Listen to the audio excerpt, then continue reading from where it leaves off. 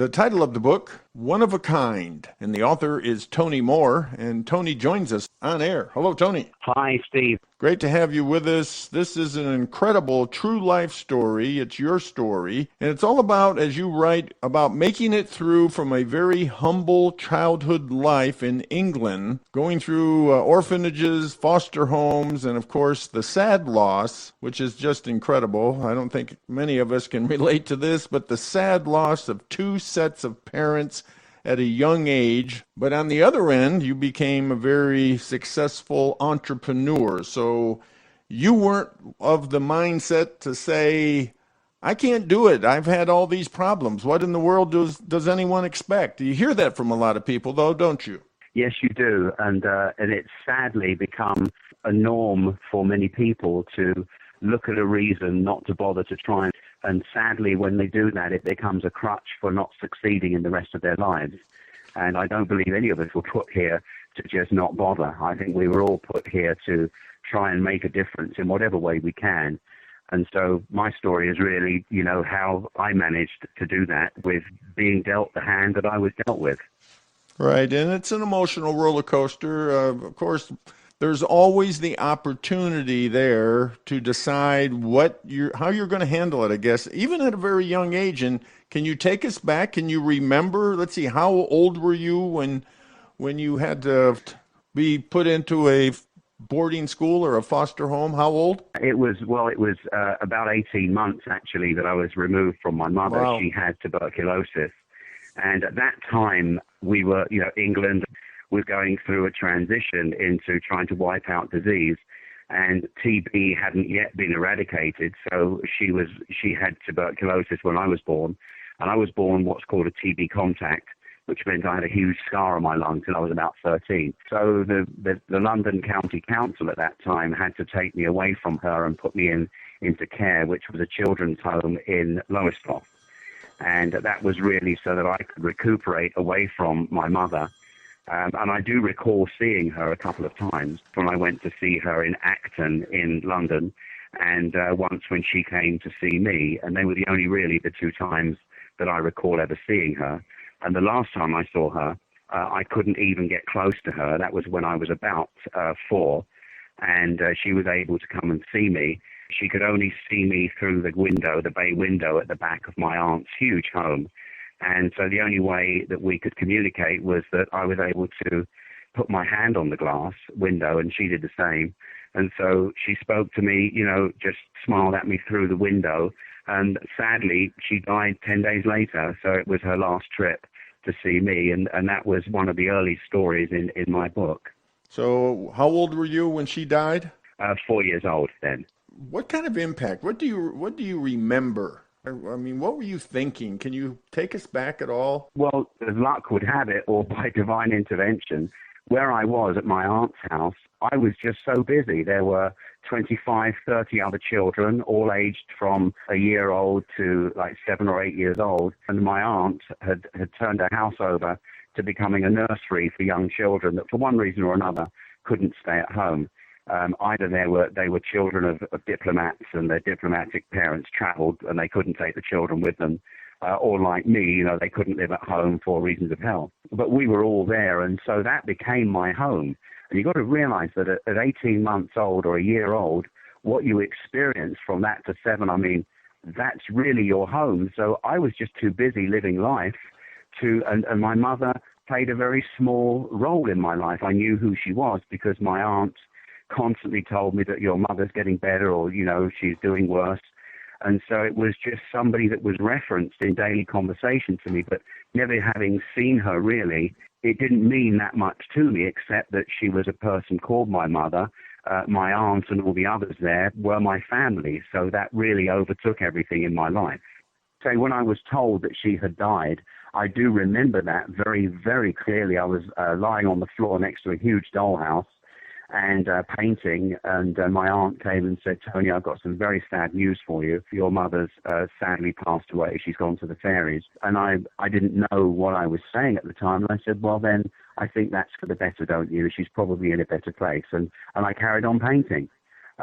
And so it didn't didn't really hit me till many, many years later that was it for me. I was then on my own. And then you were fostered out to a couple, but the unexpected happened there too. Yeah, yes, and they were truly wonderful people. And as I explained in my book, it was a normal life for me now. I was part of a family, and I'd been through a couple of children's homes and a couple of disastrous places to live before I got there.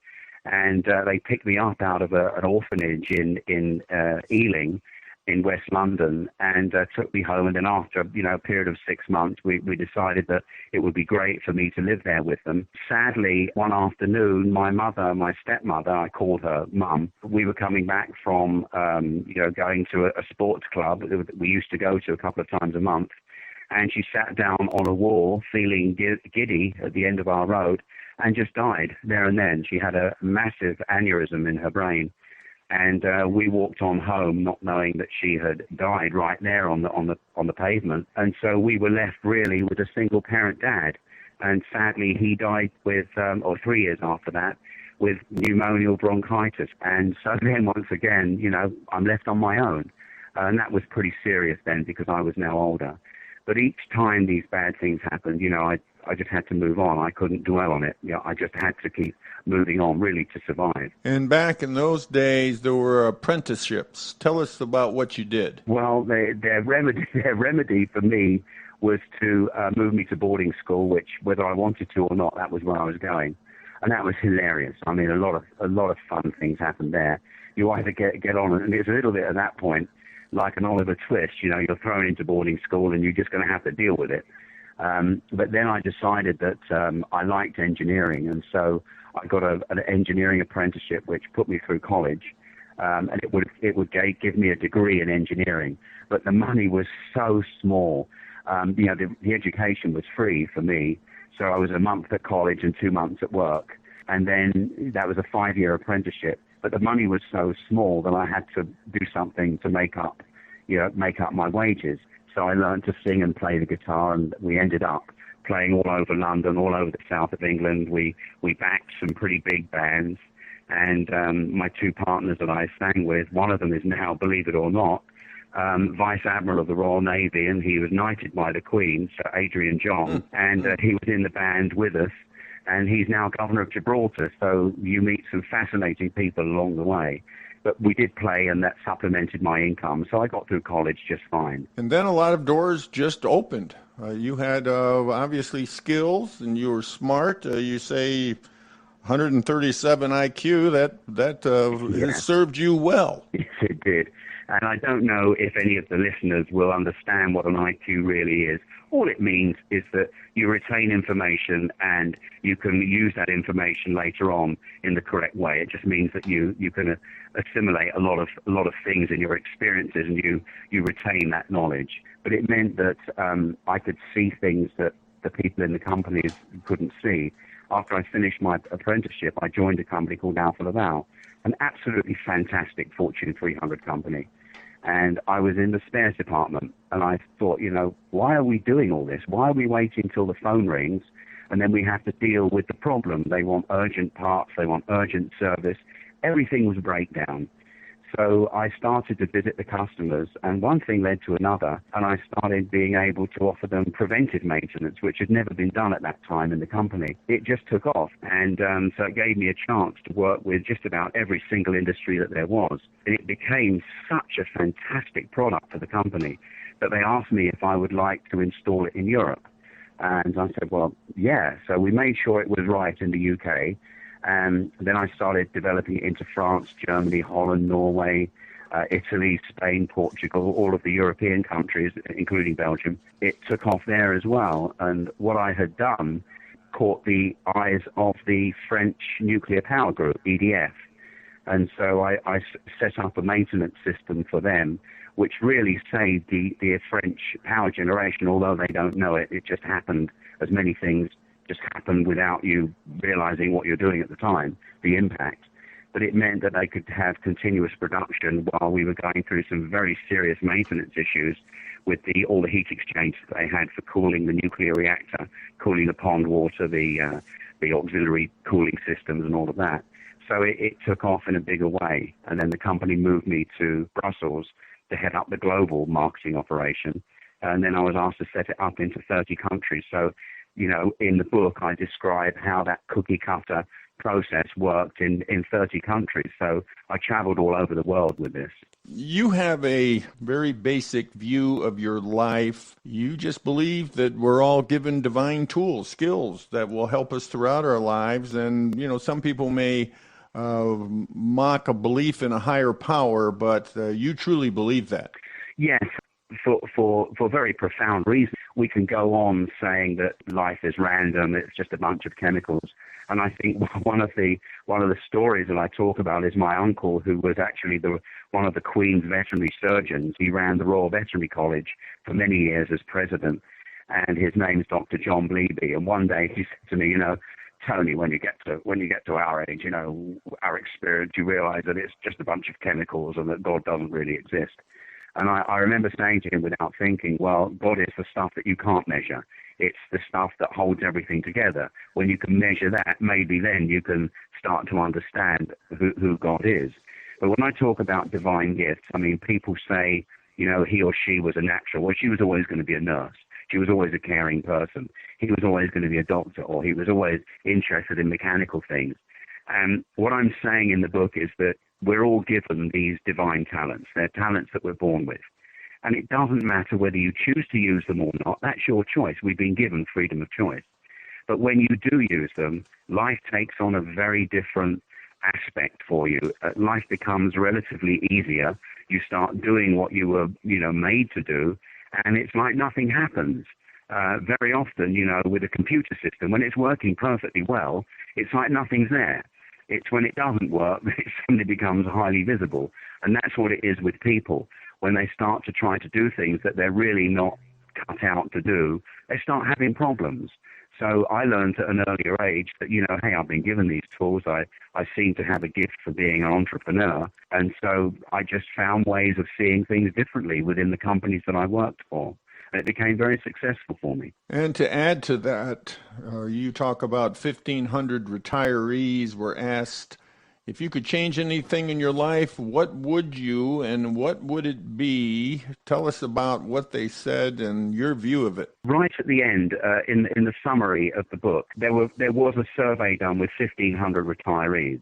And one of the questions they were asked was, if you could change anything in your life, would you change anything and what would it be?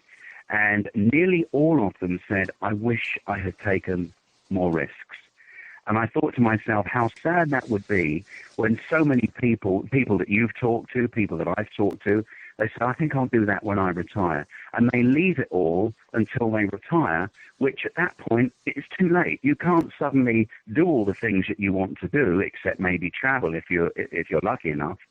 But it's too late at that point. So I've said, but the same as them, it would be a pity to have to get to that point of your life and realize that you wish you had taken more chances, at least some risk. And if they don't work out, okay, close the door on the bad things and move on and try something different.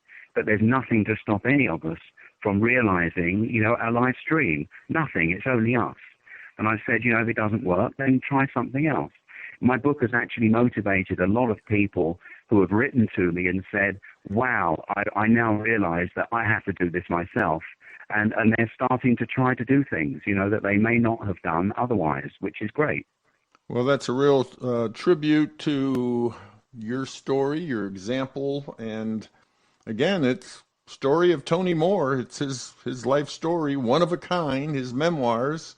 Tony, tell us how to get your book. The book is available at Amazon.com if you look for One of a Kind by Tony Moore. And there are also several reader reviews there, which are fun to read.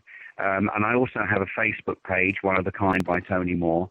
And on there's a lot more information. There's a couple of interviews that I did for Fox News and for NBC recently. And there's a book review which went out to 52 radio stations around England, which was done in February. So there's quite a lot of information about the book. And there's some summaries as well there, which are quite fun to read. So that's where you can get it from, Amazon.com. Well, thank you so much, Tony, for being with us. Thank you very much. It's good to talk to you.